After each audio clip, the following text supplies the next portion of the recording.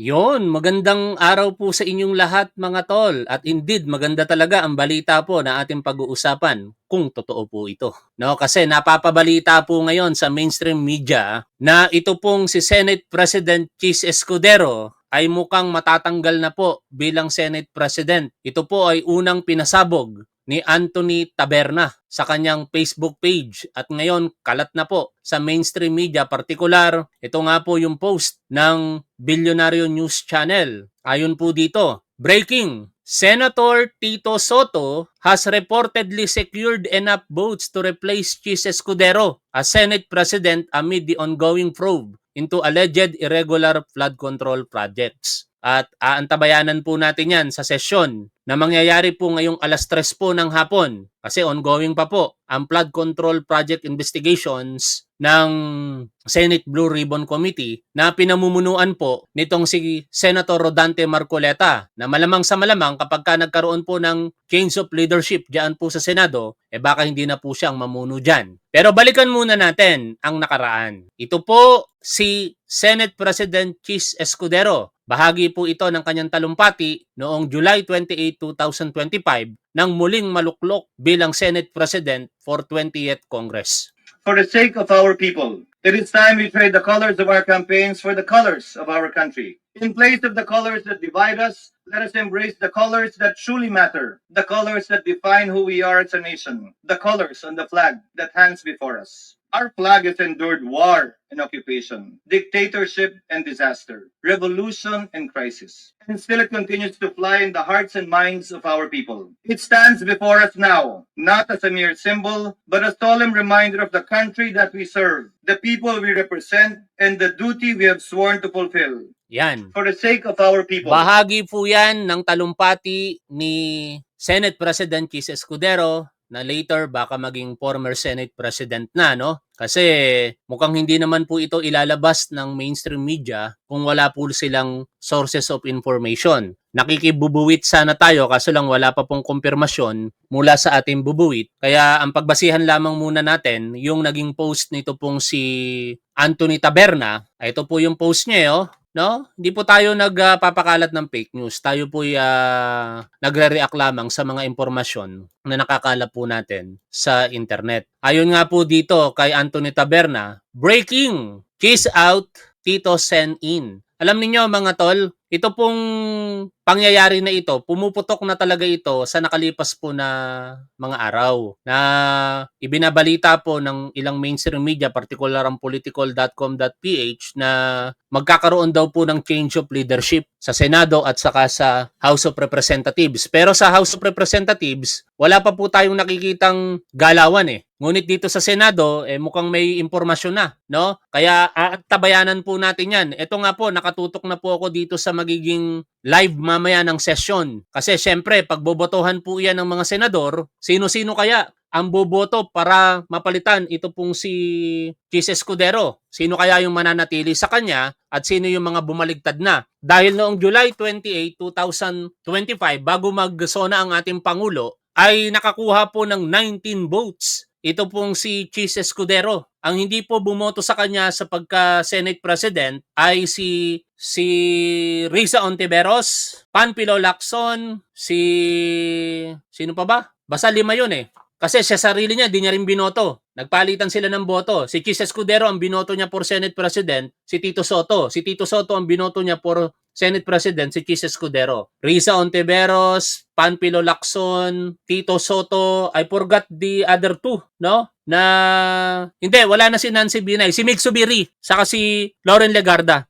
Si Mig Zubiri, understandable naman na hindi po boboto sa kanya kasi siya po yung umagaw sa posisyon ni Senate President, former Senate President Mig Zubiri. Kaya may pinaguhugutan talaga ng bitterness si Mig Zubiri. Ito yung kasabihan mga tol, kung totoo po ito ito yung kasabihan na kung ano ginawa mo sa kapwa mo, maaaring gawin din sa'yo. Pagka mabuti ang ginawa mo, mabuti babalik sa'yo. Kapag hindi maganda, hindi rin maganda babalik sa'yo. At mukhang kung sinasabing short-lived ang pagiging Senate President ni Mig Zubiri, mas maiksi po ang pagiging Senate President nitong si Chis Escudero sa 20th Congress. Biruin mo, July 28 lamang. Tapos plus August 31. 31 plus 3, how many days? 34 days. Tapos, plus, anong date ngayon? 34 days plus September 8, 42 days, no? Na forthwith. Na forthwith. Uulitin ko. Na forthwith. Uulitin ko ulit. Na forthwith. Si Senate President Chis Escudero pag nagkataon dito. At tama ka dyan, Delta Games. Mukhang tawa ng tawa dito. Si former Senate President Mig Zubiri.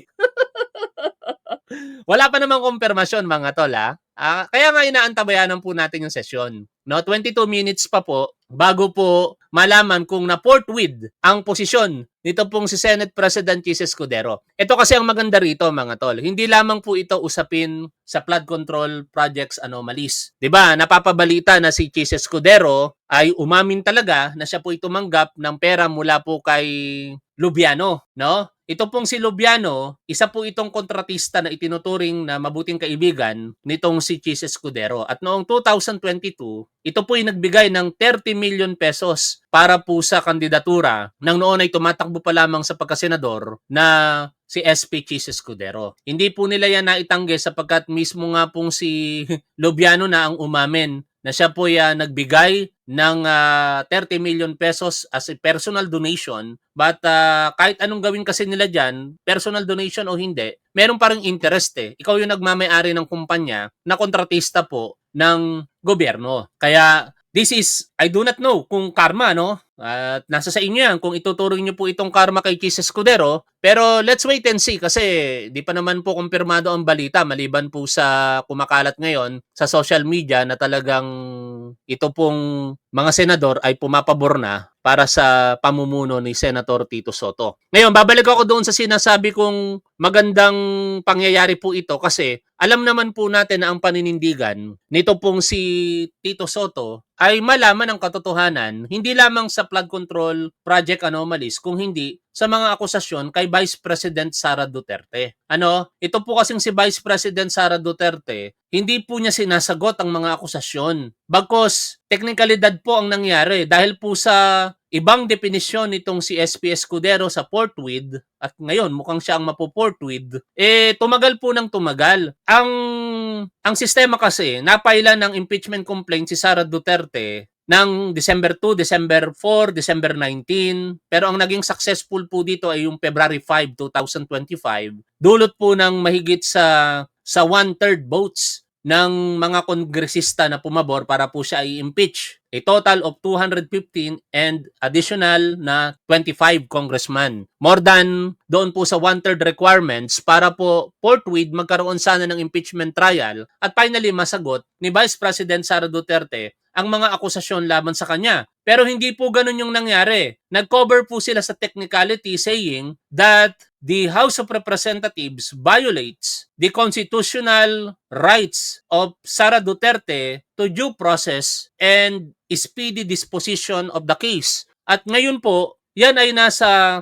Korte Suprema sapagkat sinang-ayunan po ng Korte Suprema ang petisyon ng kampo ni Sara Duterte na unconstitutional yung naging aksyon ng House of Representatives. Bagamat ito po ay naka-file ngayon ang motion for reconsideration ng House of Representatives at pending po iyan. Inaantay po natin kung ano ang resulta ngunit parang natutulugan ngayon ng ng Supreme Court. Forthwith, umakto ang Supreme Court sa petition ng kampo ni Sara Duterte pero mukhang hindi nila forthwith na-actionan yung motion for reconsideration naman ng House of Representatives. At on that regard, 100, how many days? 51 po. Kung hindi magtatagumpay ang motion for reconsideration na inihain ng House of Representatives kaugnay po ng impeachment complaint kay Sara Duterte, tayo po ay nag-aantay ng 151 days pa para po muling ma-impeach si Sara Duterte kasi yan po ang sinasabi ng Korte Suprema. Dapat magamit muna yung 1 taong bar para po sa muling pagsasampa ng impeachment kay Sara Duterte. At uulitin ko lamang po sa inyo, ito po kasi yung mga akusasyon kay Vice President Sara Duterte na hanggang ngayon hindi po sinasagot. Ito po yung lagi nating intro at marapatin po ninyong panoorin natin muli. Noong 5 ng Pebrero 2025 ay inimpeach ng House of Representatives si Vice President Sara Duterte matapos beripikahin at pirmahan ng 215 House members ang Articles of Impeachment laban sa kanya. Alinsunod sa Article 11 ng ating konstitusyon, hindi na kailangang magsagawa ng impeachment hearing ang House kung ang Articles of Impeachment ay pinirmahan na ng 1/3 ng lahat ng miyembro nito. Sa 306 na kasalukuyang miyembro ng House sa 19th Congress,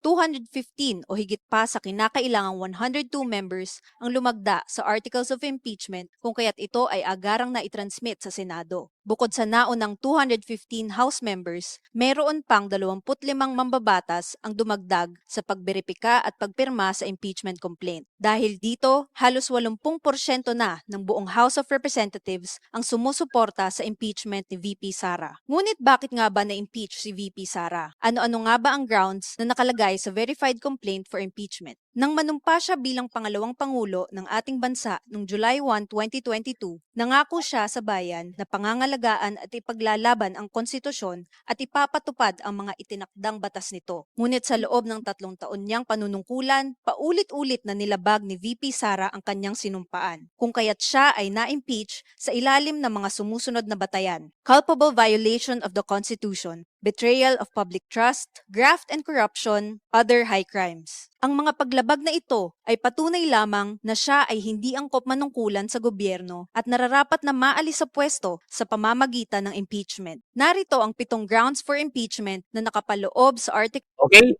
Yan po yung bahagi ng reklamo kay Sara Duterte na hindi po niya talaga nasasagot. At pagka napalitan po ang Senate President, malamang sa malamang magkakaroon na po ng forthwith trial dito. Lalong-lalo na pagka sumapit na po ang February 6, 2026. At may nagtatanong po dito, sabi, Top 1, pakitanong sa mga experts kung exempted ba si VP Sara sa investigasyon kung mag-umpisa na ang Independent Investigative Commission na ginawa ni BBM. Hindi ko sasagutin kasi nagtatanong ka sa mga experts, kaya itatanong ko muna sa mga experts. Okay? Ngayon, ito na po yung kasalukuyang nangyayari sa Senado at inaantay po natin na matapos ito, mga tol. Kasi pagka natapos na po itong Senate Blue Ribbon Committee hearing, alas 3, 15 minutes na lamang po ang inaantay natin, magsisimula na po ang sesyon at malalaman na natin kung mapapalitan ba talaga ito pong si Senate President Chis Escudero. Ano po ang saloobin nyo dyan? Kayo po ba'y natutuwa? Ako, basically, natutuwa po ako dito. Kasi tayo'y para sa katotohanan. No?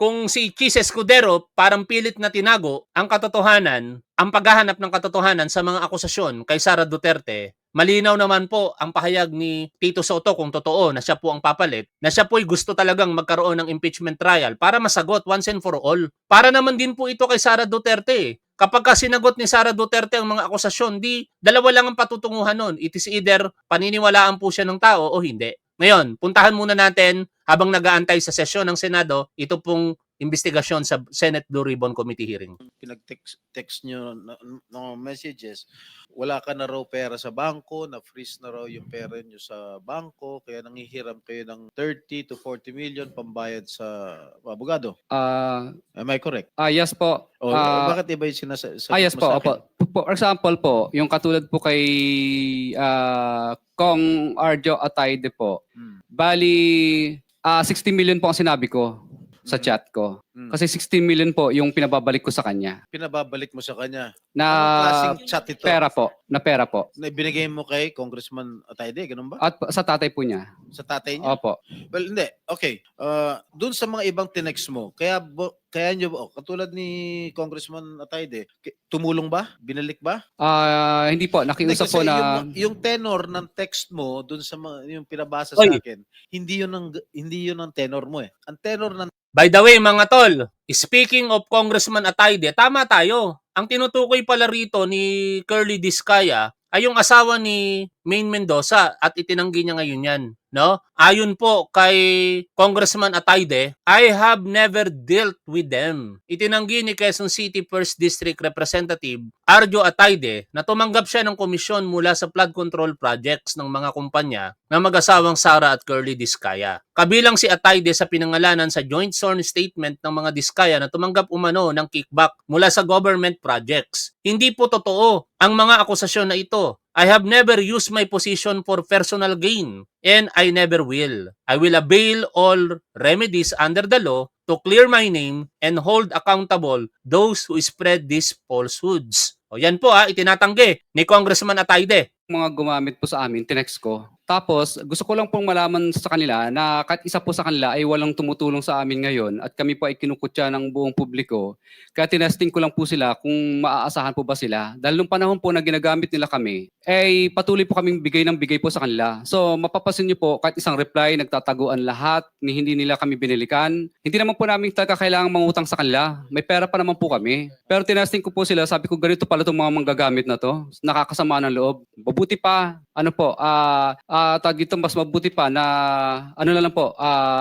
pangalanan ko na lang sila. Dahil una, ginamit nila kami pero sa panahon ng kami naman ang nangailangan, talaga namang pinabayaan po talaga nila kami o hindi sila malalapitan. At katunayan, iba po doon sa mga tinat ko, may mga undelivered obligations. Okay, we have overshoot our time limit. I'm sorry.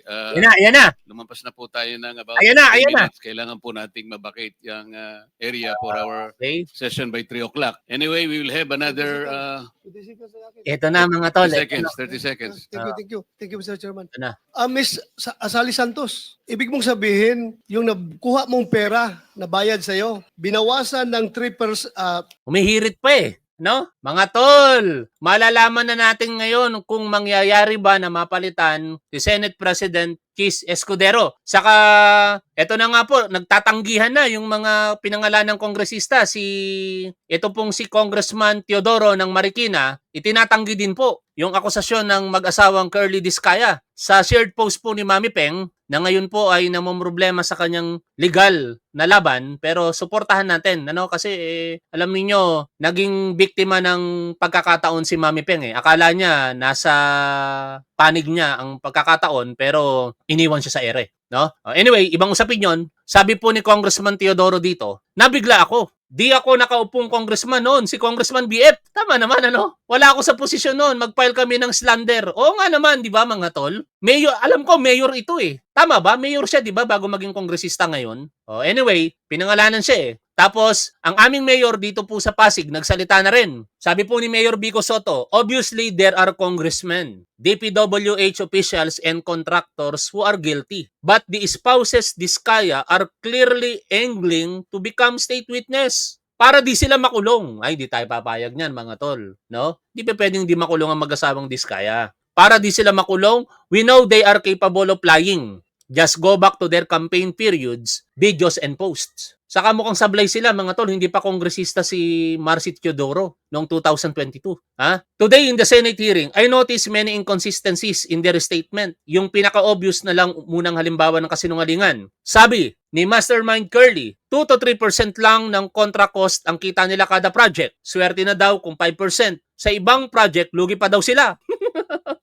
Taliwas ito sa statement nila sa isang interview kung saan sinabi nilang bilyonaryo sila at nasa 11 digits na daw ang pera nila, meaning at least 10 billion pesos. Dahil paano ka magiging bilyonaryo na ganun sa 2 to 3% profit? Tama naman, di ba? Inanalyze nga natin kanina Assuming na 10 billion ang nakuha nilang kontrata, magpo-proceed lang sila ng mga 200 to 300 million pesos kung 2 to 3% lang makukuha nila, di ba? That is illogical para sa mga pinlex nilang yaman, particular sa vlog nitong si Julius Babaw. Presidente na mismo ang nakakita sa ghost project nila. Tapos sasabihin nila walang ghost project, di ba? Sinong gagawa ng ganong kalaking krimen para sa 2-3% nakita? Huwag tayong magpauto sa paawa effect nila. Wala daw silang magawa. The challenge is now how to sift through the half-truths and attempt to mislead us, not only of the spouses Discaya, but of everyone involved. May we vigilant and discerning. Yan po ang pahayag ng aming mayor dito po sa Pasig City. No? At kaugnay po pa rin ng flood control anomalies na yan na maaaring ugat ngayon kung bakit masisipa di umano si SP Escudero bilang Senate President. Ito na po ang breaking news din. Mula naman po ito sa PTV. Breaking, pinapadismiss na sa pwesto ni Department of Public Works and Highways, DPWH Secretary Vince Dizon, si Project Engineer Paul Jason Duya. Si Duya ay kabilang sa mga opisyal ng DPWH na inirekomendang sampahan ng reklamo sa Office of the Ombudsman kaugnay ng umano'y kontrobersyal na flood control projects. Ngayong araw, September 8, formal lang inirefer ng DPWH at Commission on Audit sa Ombudsman ang resulta ng kanilang investigasyon. Kabilang sa mga kumpanyang pinagsasampahan ng reklamo ang Wawaw Builders, St. Timothy Construction Corporation at SYMS Construction Trading. O yan sana tuloy-tuloy na po yung pagkakatanggal na yan sa serbisyo nito pong isa sa mga sinasabing corrupt DPWH opisyal. At habang nag-aantay po tayo, 5 minutes more, very excited ako kung totoo po ba ang balita na si SP Escudero ay mapapalitan na bilang Senate President. Balikan muna natin yung naging pahayag nito pong mag-asawang Diskaya na sa tingin po ni Mayor Vico Soto po namin at sa akin din pananaw, mukhang hindi pa po talaga nagsasabi ng katotohanan. Parang ang malinaw lang dito, gusto nilang maging state witness sila. Pakinggan po natin ito. Matapos naming manalo sa mga bidding, may mga opisyal mula sa DPWS ang lumalapit sa amin para humingi at kumuha ng bahagi niya sa halaga ng proyekto. Ang hinihingi nilang porsyento Sabi ni Paul Jan, 15 signature na daw ang nasungkit ni Tito Sen bilang new Senate President, sabi ni Amy sa interview sa GMA News. Wow, hanapin ko yon. ay hindi bababa sa 10% at umaabot pa sa 25% Hanapin natin. na naging kondisyon upang hindi maipit ang implementasyon ng kontrata. Ito ay binibigay namin sa kanila ng cash. Ang bawat transaksyon ay may karampatang voucher at ledger na nagsasaad ng mga araw at kung kailan nila ito natanggap. Ilan sa kanila ay sina Terence Calatrava, former Undersecretary of Office of the Presidential Assistant of the Visayas of the Philippines, Kong Roman Romulo of Pasig City, Kong Jojo Ang of Uswag Ilonggo Party List, Congressman Patrick Michael Vargas of Quezon City, Kong Juan Carlos Arjo Aitayde of Quezon City, Nicanor Nicky Briones of Aga Party List, Congressman Marcelino Marcy Teodoro of Marikina, Congressman Florida Robes of San Jose del Monte, Bulacan, Congressman Leandro Jesus Madroño of Romblon, Congressman Benjamin Benji Agarao Jr., Congressman Florencio Gabriel Bem Noel of Anwar Party List, Kong Leo de Ode Tariela of Occidental Mindoro, Congressman Reynan Arrogancia of Quezon Province, Kong Marvin Rillo of Quezon City, Kong Teodoro Haresco of Aklan, Kong Antonieta Yodela of Zamboanga Sibugay, Kong Dean Asisio of Caloocan, Kong Marivic Pilar of Quezon City. 21. Mayroon ding mga kinatawa ng ilang politiko na nakikipagtakbo sa amin upang manghingi ng porsyento kapalit ng mga porsyento. Okay, tinatanggi din po ng aming kongresista dito sa Pasig kasi maayos ang pagkakakilala ng mga Pasigueño kay Congressman Romulo, mga tol, sa totoo lang. Sabi po ng aming kongresista dito po sa Pasig, I strongly deny these malicious and fabricated allegations linking me to anomalous bidding. I was never involved in any bidding nor in selecting contractors for DPWH projects. In this regard, it is quite clear that these accusations are nothing more than an attempt to divert attention, shift blame, and evade accountability for matters properly within their responsibility. Such tactics undermine the integrity of official proceedings and mislead the public with baseless insinuations. I challenge my accusers to present clear and solid evidence. I remain committed to serving Pasig with honesty and integrity, and no amount of black propaganda will stop me from doing my job. Sana, no? Kasi sa totoo lang, maganda po ang imahe ni Congressman Romulo dito po sa amin sa Pasig. Ng mga proyekto. Ang mga porsyento ito ay 25% ay ipinipilit sa amin bilang karaniwang kalakaran na wala akong kakainang tanggihan. Ilan sa kanila ay sina Regional Director Eduardo Virgilio of DPWH Region 5, Director Ramon Ariola III. Isang minuto na lamang ang inaantay natin, mga tol. At eto na. Tayo po'y nag-aabang kung ano ang mangyayari sa sesyon ng Senado ngayon. Mapo-forthwith ba itong si Senate President Chis Escudero? Malalaman natin in just a couple of minutes. Ayaw na ayaw ni dating Senate President Tito Soto na nalilate. Pero syempre, ang pinuno pa sa ngayon ay ito pong si SP Escudero. Pero pagka si Tito Soto na yan, malamang sa malamang, malaman natin na laging on time. Nasa GMA News, hinahanap ko hindi ko makita. Pero salamat, sana totoo po talaga yan. Forthwith. na forthwith. Aba, ang dami nating nanonood, oh. Almost 10,000 ang nanonood. History po ito, mga tol. No? Salamat, ha. Talagang dito makikita na interesado ang tao na ayaw kay SP Escudero. Pero ninyo sa kauna-unahang pagkakataon, sa political vlog ni Tapwa, nakakuha po tayo ng 9,000 plus na manunood. Ang pinakamarami ko pong manunood, sa totoo lang, nung laban ni Pacquiao, umabot ng almost 90,000 viewers. Pero syempre, understandable yun eh. Pacquiao yun eh. Dito, Senate President Chis Escudero naman, matatanggal. Patuloy muna natin ang pakikinig dito. of Unified Management UGMO, District Engineer Henry Alcantara, DPWS Bulacan First, Undersecretary Robert Bernardo, District Engineer Nabati ko. Sinabi ko lang na almost 10,000, bumagsak sa 9,000. Aristotle Ramos of DPWS Metro First, Pasig City, District Engineer Manny Bulusan of DPWS North, Manila Deo, District Engineer Edgardo C. Pingol of Yan na. DPWS Bulacan Subdeo, District Engineer Michael Rosaria of Anyway, napakinggan na natin kanina yan. Magbasa nga ako ng random na mga mensahe po ninyo dyan. O may mga nagko-congratulate na. No? Salamat sa membership, ha. Lesolay 65, congratulations, new SP Senator Tito Soto. Hindi pa naman natin alam eh. No? Kasi bali-balita pa lamang. Iintayin natin ito, mga tol. Yan. Pagka dito nakita na natin at naganap na ang botohan, forthwith! Na forthwith! Ay, maganda yun. Nakita ko yun. Na port kick.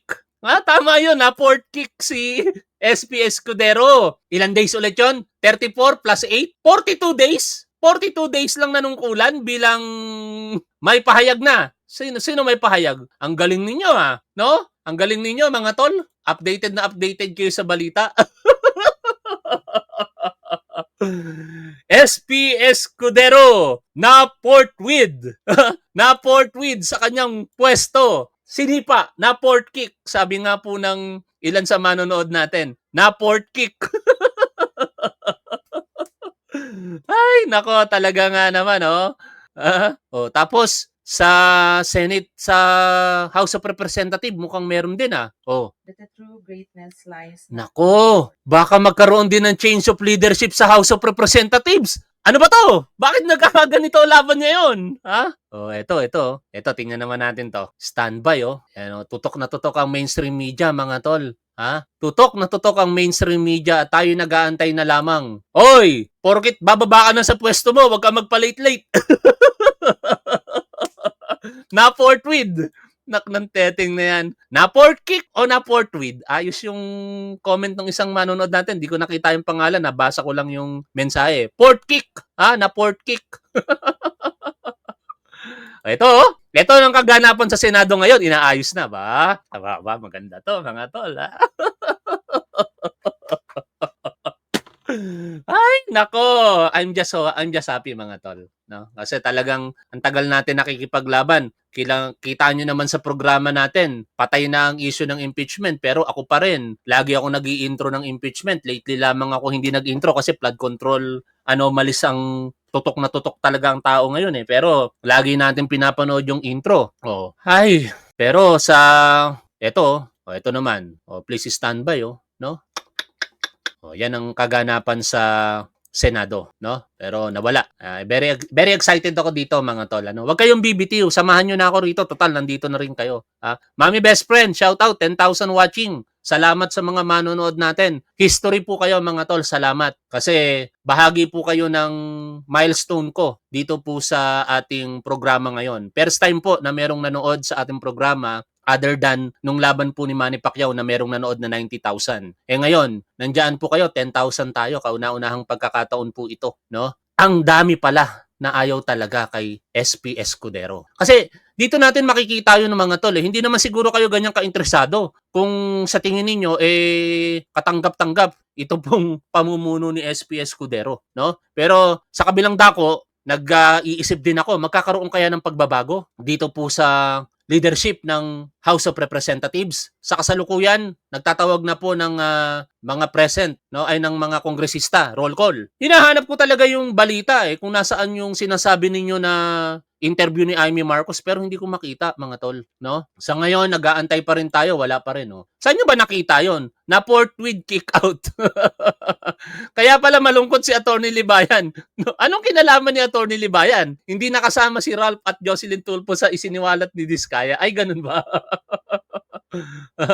Talaga nga naman, ano? Oh. Saan, mga tol? Can you help me?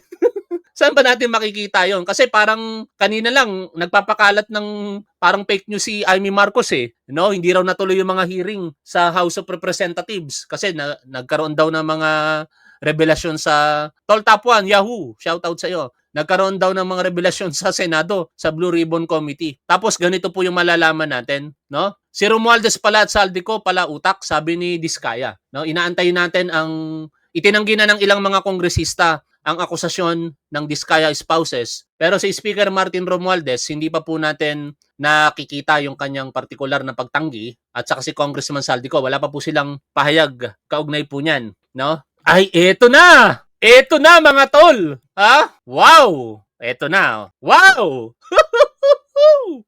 Wow! Pakinggan natin ito. Pakinggan natin, mga tol. Eto na. Ang laman ng balita. Ilab natin. Yan.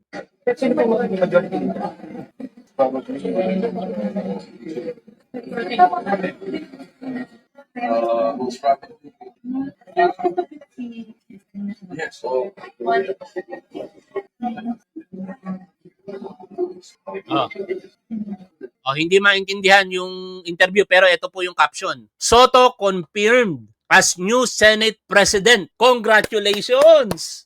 In an ambush interview before the Senate session, Senate Vicente Tito Soto III confirmed he is the new Senate President after securing 15 signatures. Sino-sino ang mga bumoto kaya? Senator Juan Miguel Zubiri will serve as Senate Majority Leader while Senator Pampilo Lacson assumes the role of Senate President pro tempore. Wow, wow, wow! Wow, wow, wow! Congratulations po, Senate President Tito Soto. No? Sabi sa Rappler daw, tingnan niya natin yung balita ng Rappler, baka mas malinaw doon. Pero abangan pa natin, mga tol, kung magkakaroon ng pagbabago sa leadership ng House of Representatives. Baka sa Facebook, no? Wala rito sa YouTube ng Rappler Pero maliwanag na, kinumpirma na po nito pong si Tito Soto na siya na po ang bagong Senate President at formality na lamang po ang inaantay natin dito po sa magaganap na sesyon sa Senado. No? Pagka formally nakaupo na yan si Senate President Tito Soto, hindi na po tayo mag-aantay ng ganitong katagal. Kasi biruin mo, 9 minutes late na. Shout out po sa inyong lahat 9 minutes late na, hindi pa nagsisimula. Ito pa ito na nga yung balita sa ABS-CBN mga tol. Ito naman sa ABS-CBN. Yan. Senator Vicente Soto III confirms 15 signatories for a change in leadership at Senate. Wow, happy lang ako dito.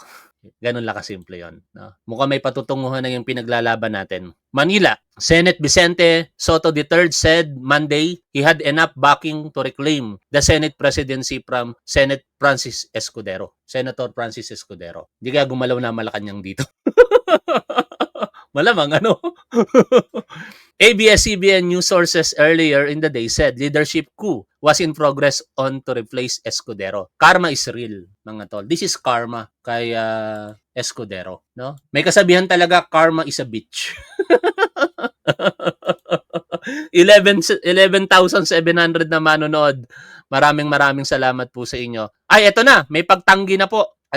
Si Speaker Martin Romualdez, itinatanggi po yung akusasyon ng mag-asawang Diskaya. Ayon po dito sa Bilyonaryo News Channel, House Speaker Ferdinand Martin Romualdez on Monday rejected the allegations of contractors Sara and Curly Diskaya that he had pocketed as much as 25% in commission from flood control projects of the Department of Public Works and Highways, branding the claim as false, malicious, and nothing more than name-dropping. Hindi kaya last effort ito ng kasalukuyang leadership ng Senado para sirain ang House of Representatives sa pamumuno ni Speaker Martin Romualdez? Salamat, Melody Gambito sa inyo pong super sticker. Kay Elena Ilarde, thank you tol sa patuloy na membership for 19 months. Ang galing ha. Salamat po sa inyo. No, yan, tinatanggi na po ni Speaker Martin Romualdez. Pero ang napaka-interesting na malaman po natin ngayon kung magkakaroon ba ng change of leadership sa lower house katulad po ng nangyari sa Senate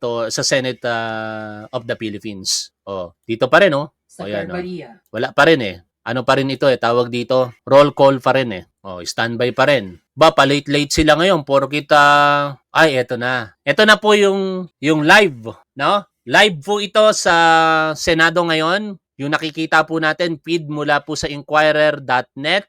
Napapatawa si Senate President Pro Tempore, future, no? Pampilo Lacson. Si Boy Dila, yung binabansagan yung Boy Dila, mga tol, mapapalitan na ni Senator Mig Subiri bilang majority floor leader kung totoo po ang mga balita. Pero may konfirmasyon na eh. Breaking news, hindi na si Kiss ang SP, si Tito Sen na. O, yan o. Ayos. Ha? O, ito pa yung pagtanggi ha. Sabi po ni Speaker Martin Romualdez, walang sino man ang kayang manuhol sa akin. Bilyonaryo si Speaker Martin Romualdez, kaya parang imposibleng papatulan niya yung mga ganito eh. Sa totoo lang eh. No? Sana hindi totoo. Kasi sa totoo lang, yung kanyang opisina, Speaker of the House, malaki po ang nagawa niyan sa aking pamilya eh. Ako po, nung na-ospital noong 2023, ay natulungan po ng Speaker Office sa hospital bills. Tapos nung na-ospital si Mrs. this year, natulungan din po ng Speaker's Office. Kaya malungkot ako kung totoo po yung alegasyon ng Diskaya, pero higit ako magiging masaya ngayon kung hindi naman po totoo. Uulitin ko lamang po I say this with all honesty, ayon po sa pahayag ni Speaker Martin Romualdez. I have never and I will never accept a bribe from anybody. Walang sino man ang kayang manuhol sa akin. Alam iyan ng lahat ng House members. I am self-made and I have been blessed with the trust of the Filipino people. Kasama ko doon, nagtitiwala po ako sa inyo, Speaker Martin Romualdez, kaya sana wag pong masira ang tiwala po na yon. I do not need and will never allow myself to be corrupted by money that does not belong to me. O, yan po mariin pong pinabubulaanan ni Speaker Martin Romualdez ang mga pahayag ng mag-asawang Diskaya, no? At magkakaalaman yan ngayon mga tol kasi magkakaroon ng change of leadership sa Senado at iba ang hahawak na ng Senate Blue Ribbon Committee. Baka katulad ng binanggit ko kanina, last effort po iyon para paputukin ang kasiraan di umano ng House of Representatives. Pero sa isang banda mga tol, parang ang hirap ko namang paniwalain ng sarili ko na walang kasalanan si Elizalde-Co. Kasi si Congressman Elizalde-Co ang chairperson ng Committee on Appropriations. At hanggang sa ngayon, di po siya nagpapaliwanag. No? Si Elizalde-Co, wala pong personal na pagtangging ginawa katulad po ng ginawa ngayon ni Speaker Martin Romualdez. Kaya sana po, Speaker Martin Romualdez, manatili po yung integridad ninyo na mabuti at lahat ng mga akusasyon ng Diskaya, I hope, wala pong katotohanan. Doon lang tayo sa tama at dapat mga tol. Ito na our new Senate President! Senator Tito Soto. Okay? Huwag niyo po sanang kalimutang mag-like sa ating programa mga tol. Malaki po ang tulong niyan sa ating mga advokasya. No? Yan, kita na natin yung mga senador. Si Boy Dila, nandoon, kausap. Kausap ang incoming Senate President. Boy Dila, kausap ang incoming Senate President. Magkakatabi yung mga minority. Yan. Eto na. Alam niyo ang isa sa mga inaabangan ko talaga rito sa Senate of the Philippines, syempre, yung pagpapatuloy. Para na rin ito sa lahat mga tol. Tagahanga kayo ni Sara Duterte, ng mga Duterte, para sa inyo po yan. May ipagtatanggol na po ni Sara Duterte ang kanyang sarili pagka meron pong impeachment trial. Kung ano naman po ang kalalabasan nun, kung guilty siya, unfortunate para sa inyo. Kung not guilty siya, di masaya kayo doon. Pero ang mahalaga, magkaroon po talaga ng trial. Kasi may akusasyon di ba? Pagka may akusasyon at hindi mo ina-address, mahirapan po. Alison Galdones, maraming salamat po sa inyong super sticker. Sa lahat po ng ating mga manonood, ang dami natin ngayon, 12,000 first time mga tol. I'm so happy. Biruin ninyo. Meron tayong milestone sa pagiging political vlogger ko, 12,000 concurrent viewers. Tapos may bago tayong Senate President na gusto talaga natin maging Senate President. Personally, malungkot ako noong July 28. Nung matalo si Tito Soto bilang Senate President, nalungkot ako doon sa totoo lang. Kasi alam ko na wala pong patutunguhan ang ipinaglalaban po natin na trial for impeachment kay Sara Duterte. Kaya yung kalungkutan na yon, katumbas naman nun ang kasiyahan ko ngayon. Halatado naman siguro. Kanina pa ako rito parang nagpapapadyak ng paa at kamay. Kita-kita niyo naman napapaganon pa ako Ayan na. Ang tanong, sino-sino kaya ang nanatili? No? Sino ang kumudita kay SP Escudero? Malamang yung dalawang minority. Ay, dalawang majority na dating minority. Ito, si Aquino, malamang isa rin yan. Saka yung dalawang tulpo, baka sila rin. I hope si JB Ejercito bumoto ka. Pabor para kay Tito Soto. Pero kung hindi ka bumoto, wala tayong magagawa. No? Hay, nako. Ang tagal magsimula. Yan.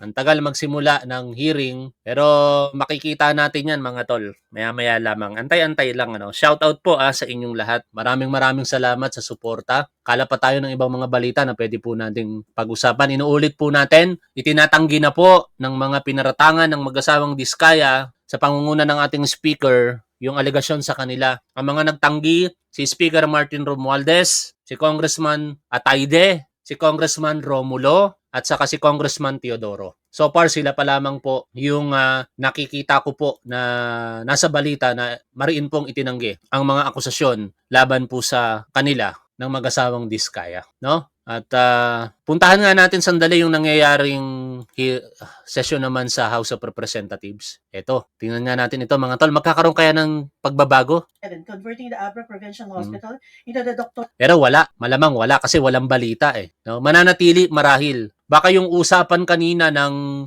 Executive Secretary, pag-aayos po yun no? Kasi di ba binanatan ni Executive Secretary Lucas Bersamin ang House of Representatives tapos nakita po sila kanina sa HOR with the Speaker Martin Romualdez. Mukhang wala, uulitin ko mukhang walang mangyayaring pagbabago sa leadership ng House of Representatives. Pero sa Senado, tiyak na po ang pagbabago. Kinumpirma na po kasi ng mga balita at mismo ng incoming Senate President ang pagbabago. No? Nakikita natin si Senator Loren Legarda, Senator Robin Padilla, Senator JB Ejercito, si Senator Mig Subiri, Senator Kiko Pangilinan, Senator Joel Villanueva, si Senator Jinggoy Estrada, Senator Tito Soto, Senator Panfilo Lacson, Senator Risa Ontiveros, at choir marahil ito, no? Dito po sa Senado. Okay? Nawala yabang ni Cheese.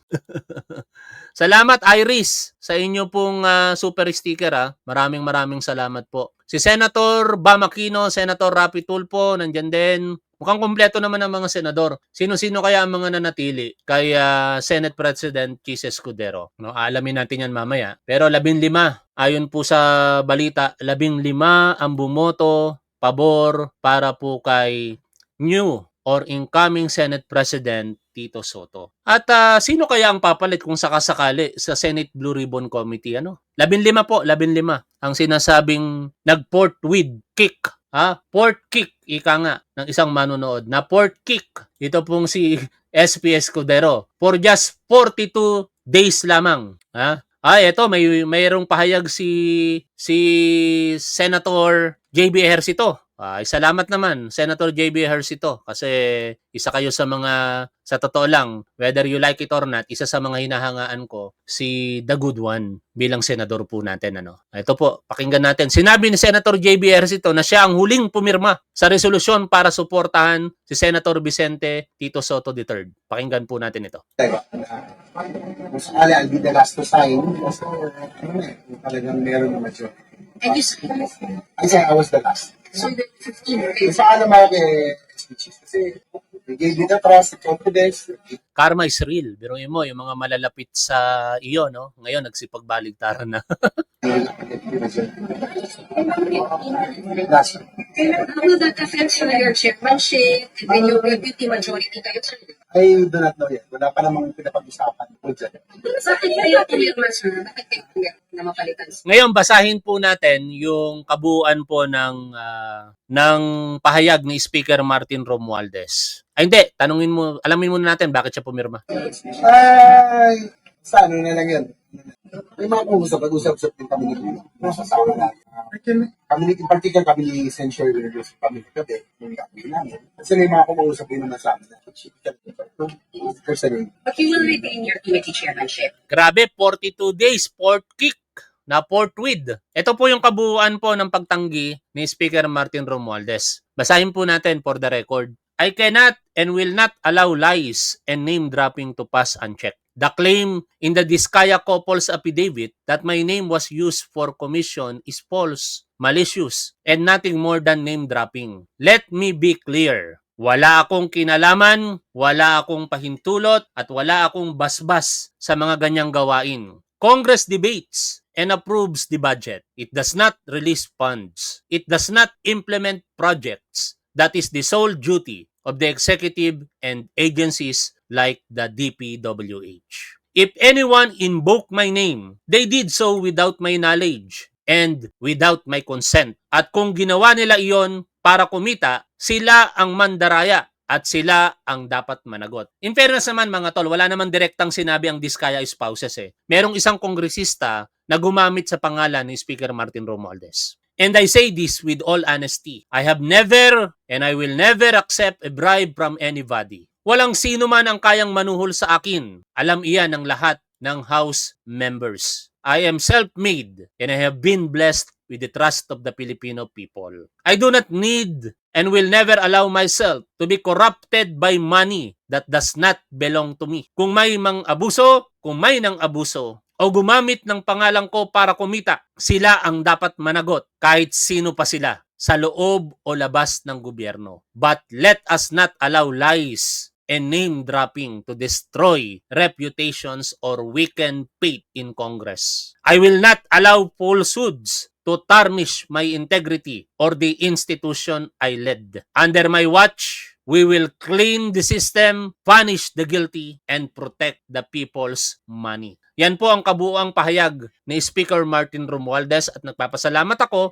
kasi malaki po tiwala ko kay Martin Romualdez ang ating speaker. At nalungkot nga ako kanina nung initial kong mapakinggan yung mga pahayag ng Diskaya. Pero ganun pa man, salamat at may pagtanggi. Ngayon, kung sino naman ang nag-aakusa, sila po ang magpatotoo. Sila ang mag-provide ng ebidensya. Salamat Evangeline Casero sa inyo pong super sticker at sa 13,000 na manonood po natin from YouTube at Facebook. Maraming salamat po sa inyong pong patuloy na suporta. Patuloy po tayong nag-aantay sa magaganap na sesyon at pagbabago ng liderato sa Senate of the Philippines. At uulitin po natin, ang bagong Senate President ay si Senator Tito Soto. Kinumpirma na po iyan mismo niya. At sa napanood po natin kanina lamang, nagbigay na po ng pahayag si Senator JB Ejercito na siya po ang huling pumirma para po sa pagpapalit ng liderato diyan po sa Senado. In short, para po sa pagsipa na ginawa nila kay SP Mig Zubiri dati. At mukhang naulit ito dito po kay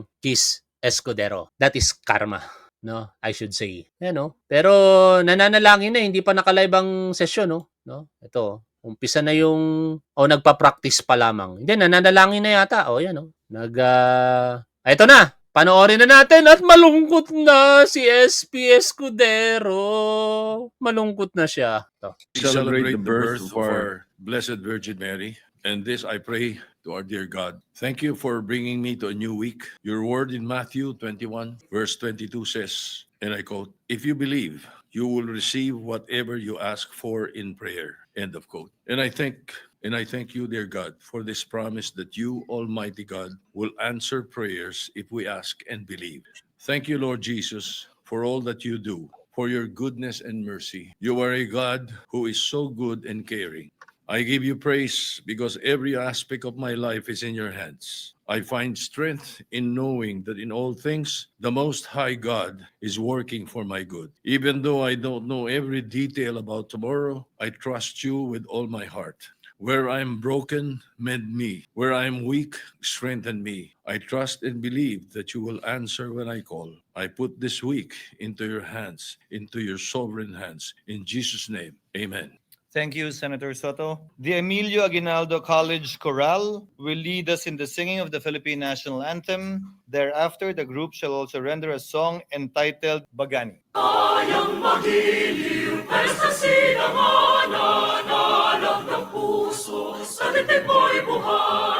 Lupang hinirang, tuyang ka ng magiti, sa manlulupi, dito pasisingin, sa nagatakundok sa simula, sa langit pamaga, may nilagang pula, tawid sa paglayang minamahal, ang isang ng matawag mo'y tagumpay na nadinig, ang bituin at araw ng kailan, kamay ni magdidinig, lumalang araw ng walhati, pagsinta mo'y langit sa piling mo, aming ligaya ng pagmay mga api, ang mamatay na dahil sa'yo.